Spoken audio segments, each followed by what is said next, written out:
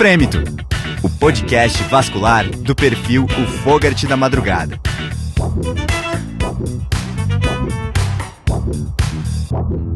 Esse é o Frêmito, o podcast vascular, direto do 44º Congresso Brasileiro de Angiologia e Cirurgia Vascular. E a gente está recebendo o Dr. Gustavo Paludetto, da Regional do Distrito Federal, que vai contar um pouco para nós sobre a fenestração in situ de endopróteses. Dr. Gustavo, seja bem-vindo ao Frêmito Podcast. Obrigado pelo convite. A fenestração in situ, ela vem hoje na nossa prática já substituir a modificação intraoperatória. É uma experiência grande com modificações intraoperatórias. Nos últimos 11 anos aí a gente tem feito diversas modificações nos dispositivos, diversas marcas, né? E a fenestração in situ ela chegou num momento em que, apesar de ser uma técnica off-label, ela tem um ensaio robusto e uma quantidade de casos já publicados muito grandes quando você fala em fenestração da artéria subclávia. Tá? Então, do ponto de vista técnico, a preservação da subclávia hoje, que acho que é o primeiro passo para o avanço no arco aórtico, hoje já com próteses dedicadas para isso sempre foi uma ideia nossa, sempre preservar o vaso. E, por outro lado, a gente sempre fechava a subclávia, né? Então, do ponto de vista cirúrgico para o endo. Então, esse conceito da fenestração in situ para a subclávia, ele é já antigo e tem alguns detalhes que são importantes para o seu sucesso técnico, mas independente da forma como ele é feita, o resultado é sempre muito bom. Então, se você for procurar na literatura, a fenestração ela é feita desde agulha transeptal, agulha de TIPS, a parte distal de um fio guia 014, que é rígida, para você conseguir fazer esse furo, né? E agora com os métodos aí a laser, né? Que é o que a gente faz. Sim, mas conta um pouquinho especificamente do que a gente está fazendo. Então, do laser. Hoje, né? O laser para você utilizar dentro de um vaso arterial não pode ser o laser vermelho, não pode ser um laser de safena, por exemplo, tá? Mesmo cortando a ponta que tem, né? Para você fazer um disparo anterior, ele não pode ser utilizado. Utiliza-se então o laser azul, que é o laser do heterótomo, que é extremamente caro, com uma máquina complexa de você ter no seu hospital. Poucos hospitais no Brasil têm essa máquina lá, a remoção é difícil e para emergência você não tem saída. Então, a alternativa que a gente conseguiu foi utilizar o laser que é utilizado em urologia. É um laser que quebra, na verdade, o cálculo renal e ele pode ser utilizado, inclusive, dentro do ureter, que do ponto de vista de vaso é uma coisa muito mais delicada do que uma artéria. Então ele consegue quebrar pedra sem causar nenhum dano ao ureter. E foi essa a ideia que a gente importou para uso dentro do vaso. Tá? Esse laser ele corre em fio guia? Ele é um laser que não corre em fio guia, é uma fibra reta que não é radiopaca. Então a solução que a gente achou foi colocar ele dentro de um catéter, um catéter 4F, e com uma ponteira em Y aqui no catéter, que você trava a distância dele. Certo. Né? Ao chegar perto do vaso, você tem a marcação de um catéter e você empurra 2 milímetros, faz o disparo e aí você troca. Né? É um laser que dentro de uma solução salina como sangue ou soro, ele faz um furinho pontiforme, né? Em que você consegue passar só um 0,14. Então você tem que passar um fio guia 0,14, fazer uma pré-dilatação com um balão perfil 0,14 como de coronária, por exemplo, para depois você trocar para um sistema 0,35, aonde vão passar os principais stents ponte, né? Mas você fura a prótese com laser e você está com o 4F, que você acabou de ensinar para nós. Tira a fibra do laser, passa o 0,14. Mas aí você não perde o furo? Não perde, cara. Porque você tem uma bainha, né? A bainha, então, o catéter... Furou o progride, ele não a bainha não deixa, você está com um furinho ali, assim, mesmo que você... Por algum motivo, né, o furinho que está aqui, ele sobe um pouquinho, a bainha está naquela posição. Certo. Né? E o 0,14 ele passa. Legal, não é um furo também tão pequeno a ponto de você ter dificuldade do 0,14. Né? Gustavo, toda vez que a gente fala de PNEG, próteses modificadas pelo cirurgião, tudo aquilo que não vem da indústria, a primeira pergunta que as pessoas fazem é sobre segurança do dispositivo e de quem é essa responsabilidade.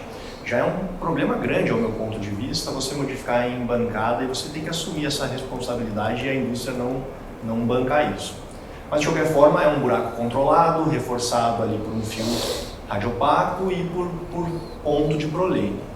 A minha pergunta é, como é que você lida e você enxerga esse buraquinho que você faz ao laser? Então, a gente tem uma experiência e uma pesquisa sobre como fazer uma fenestra, mesmo que embancada, utilizando cautery, laser e tesoura.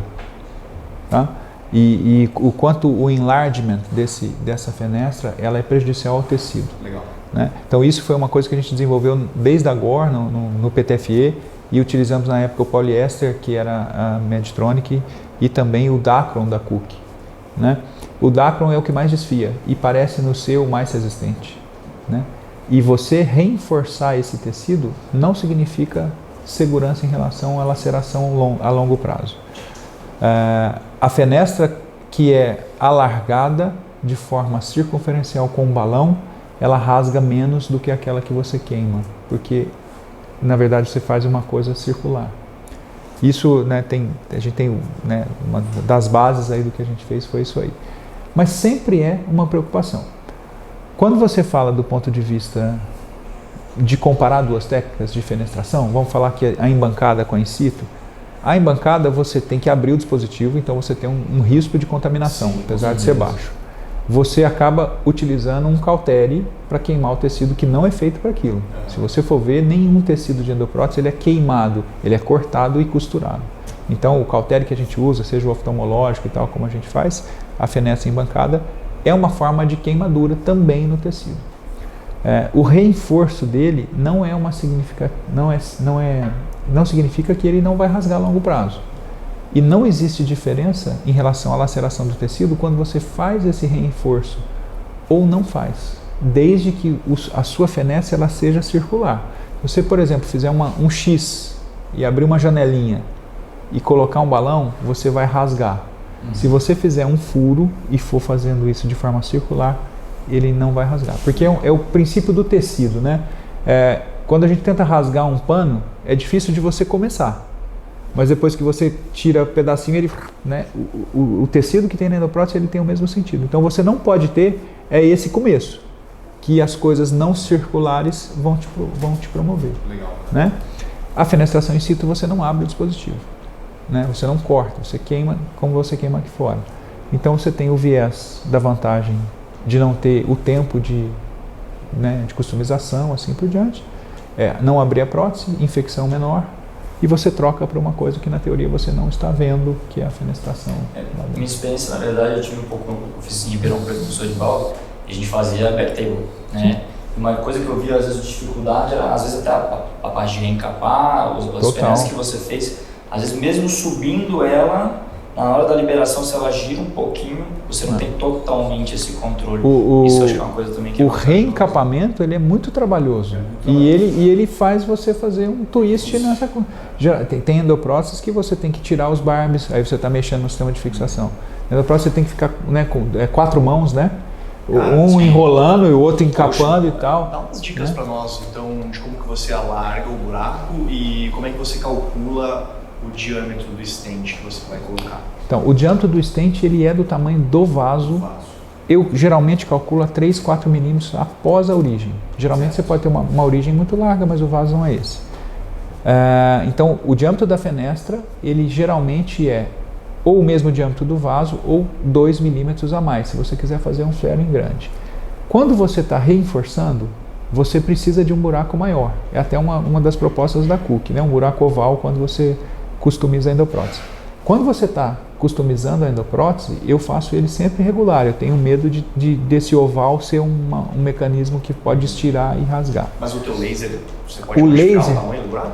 Então, você tem 2 tipos de fibra, né? Eu não vejo vantagem em já fazer um buraco grande de cara. Vamos supor que eu vou chegar a 7 milímetros de fenestra. Você passa o 0,14 e eu vou com balão de coronária entre 4 e 5. Esse é o teu primeiro balão? O meu primeiro balão. O meu segundo balão é um balão muito próximo do tamanho do diâmetro do stent que eu vou usar. Tem tempo de balonamento? Você vê o balão abrir o tecido. Né? Você vê a ampulheta certinha no tecido, fica uma foice ali. A hora que ele cede, né, é a hora de você parar. E então, assim, de um 4, se eu vou para o 7, eu posso, nesse momento, tentar passar o stent direto. Vai ser um stent 6, né? e fazer o enlargement do tecido já com o stent graft lá dentro e depois um terceiro balão só para o flaring. Então, habitualmente, como a gente faz? Um vaso de 6 milímetros, um stent de 6 milímetros, um vaso de 6 milímetros, vai um stent de 6 milímetros e o meu flaring vai ser com balão 9 ou com balão 10. Tá? Mas somente naquela região do tecido. O balão nunca entra para dentro do vaso, se entrar é 2 milímetros. Né? E isso é muito importante para você não dissecar distal. Com certeza. Né? Então, o diâmetro real do orifício que a gente faz, da fenestra, ele só é alcançado no flaring. Deixa eu te pedir uma outra dica. Agora, saindo da subclávia, que fica mais fácil porque a gente tem um acesso braquial. Vamos para um vaso visceral. Depois que você libera a prótese, possivelmente você ocluiu o ósseo. Até você fazer o A dica é você soltar um stent regular nesse vaso que você quer, não dentro da horta como a gente faz para a estenose ostial, um pouquinho dentro do vaso.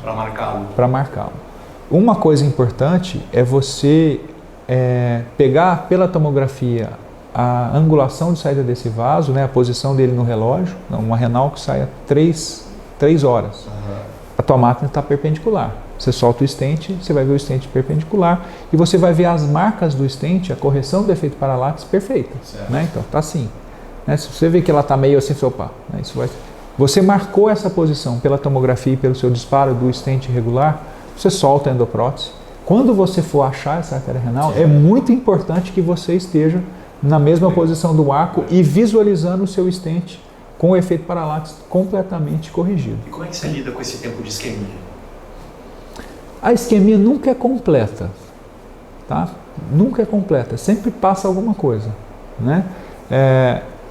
Você furou, né? Assim, vamos supor que eu pus o stent, fiz o disparo da endoprótese, isso é rápido e eu já vou lá com a minha bainha para fazer a fenestra na artéria renal. Assim que eu fiz a fenestra, já passa sangue. Entendi. É diferente você estar totalmente ocluído até você liberar o stent ponte do fluxo de renal que já vem vindo. A gente não demora mais do que 15, 20 minutos para fazer uma fenestra inteira. Assim, desde o posicionamento do laser, né, fazer a fenestra no tecido, de ficar alargando, posicionando, porque depois que você já viu o fluxo, esse rim não está mais isquêmico, ele está com fluxo reduzido, mas você não tem isquemia. Exatamente. Né? Gustavo, a gente está chegando no fim, queria que o pessoal, na verdade, que não pôde acompanhar o congresso, que você deixasse uma mensagem final nessa questão de fenestração. Né? Poxa, além de ser a paixão da gente, deixar em aorta, né, e tal, não sei se vai ter alguma visão. Para quem não veio ao congresso, vai poder acessar o conteúdo, eu acho que é fantástico e vocês são, para mim, o maior hoje network da cirurgia vascular com os colegas e o acesso que as pessoas têm. Então, primeiro, né, parabenizar, deixar aqui a informação de que para vocês, né, vocês são hoje o canal, né, e vocês buscam informação realmente de uma fonte confiável. Então, é isso que transforma vocês no poder que vocês têm hoje, no potencial que vocês têm. Tá? Quem quiser aprender fenestra, né, a gente tem nos contatos de vocês, você sabe que a gente também tem cursos in vitro e tal, é uma coisa factível e reprodutível, acho que é o mais importante, é isso aí. Tá bom? Obrigado vocês aí do convite, estava esperando. Pelo seu tempo e pelos conhecimentos. Tamo junto. Continue acompanhando, assistindo e compartilhando os vídeos do Frêmito do podcast vascular aqui no Congresso Brasileiro. A gente se vê no próximo. Frêmito, o podcast vascular do perfil O Fogart da Madrugada.